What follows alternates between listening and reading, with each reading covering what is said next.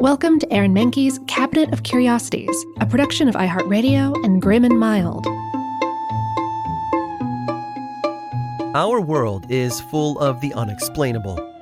And if history is an open book, all of these amazing tales are right there on display, just waiting for us to explore. Welcome to the Cabinet of Curiosities.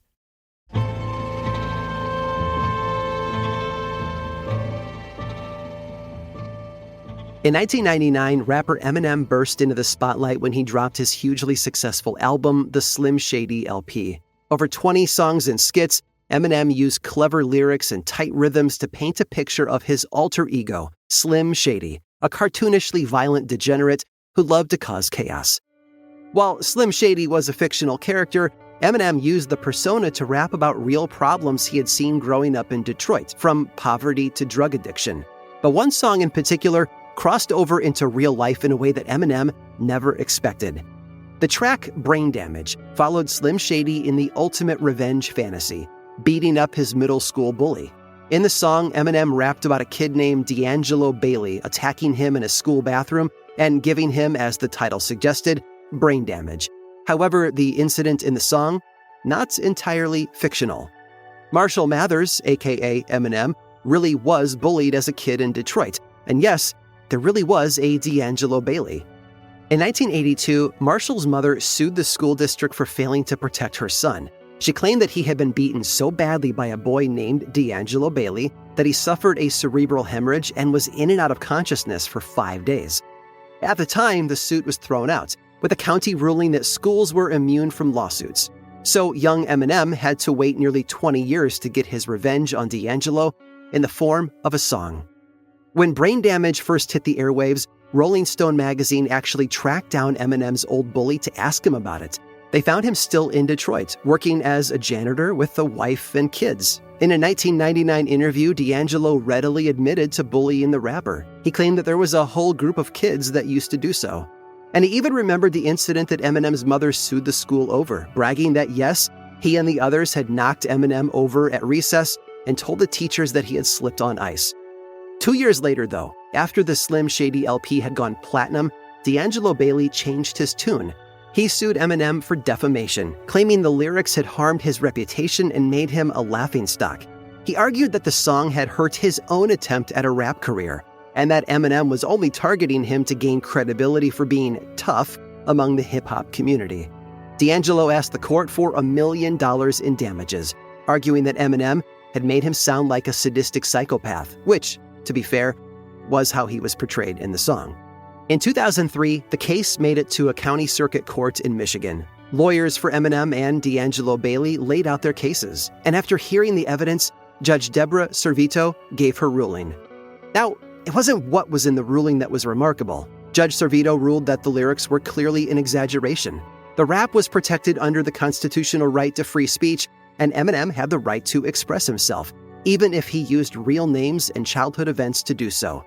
Not only that, but D'Angelo Bailey had admitted in interviews that he did bully Eminem, although he claimed that it was just horseplay. The court wasn't convinced that the damage to his reputation was worth $1 million payout. All of this, of course, was pretty standard for a court ruling. What wasn't standard, though, was how it was delivered. You see, in recognition of the defendant, Eminem, she wrote a portion of her ruling as a rap. It's a curious end to a curious story, and I think it's fair to say, not only did Judge Servito drop the case, she also dropped the mic.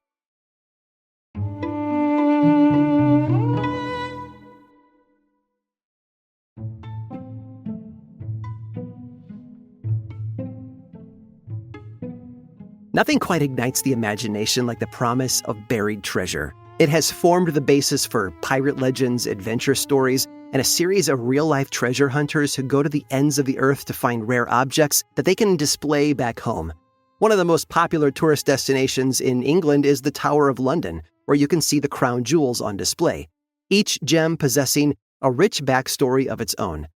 However, as pretty as these gems are, treasure hunting stories often come with a warning. As beautiful as they are to look at, precious stones may bring more trouble than they're worth. In the process of retrieving them, you'll invite the greed of other treasure hunters, or even bring a curse upon yourself. Take, for example, the Delhi purple sapphire. It's an undeniably striking gem set in a silver frame. Never mind that it's actually an amethyst, so its title is a bit of a misnomer. It has a second, probably more accurate name, though: the Gem of Sorrow. According to the legend, it was once kept in a temple of Indra in Kanpur, India. For those who don't know, Indra is the Hindu god who represents the weather, so things like lightning and storms, but also war. So in general, not the sort of god you want to steal from. And this is exactly what happened. In 1857, the continent of India was thrown into chaos when locals rebelled against the rule of the British East India Company.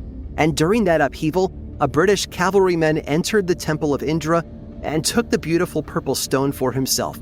His name was Colonel W. Ferris, and he traveled back to England with the purple gem as a keepsake of his time on the continent.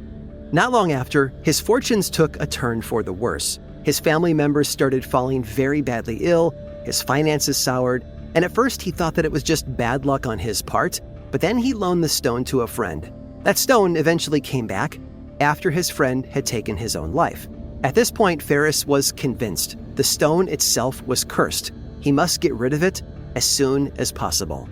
What happened after that has been lost to time, but by 1890, the stone had made its way into the hands of a scientist and polymath named Edward Heron Allen. And it was Allen who began the tales of this gem's legend. He's the one who called it the Delhi sapphire and the one who said that it brought nothing but misfortune. Just like Ferris before him, he found that this curse always shifted to the person who possessed the gem. He'd once given it to a friend who was a professional singer, and she subsequently lost her voice permanently and gave the amethyst back. The dire game of hot potato would only continue from there. Growing desperate, Heron Allen threw the stone into a canal. 3 months later, it was given back to him because someone had dredged it up by accident, and it made its way from hand to hand until it was returned. Just like a bad penny, it kept turning up.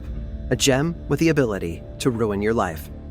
Reasoning that there was no proper way to dispose of it, Heron Allen sealed the gem in a locked box and put that box in a bank vault.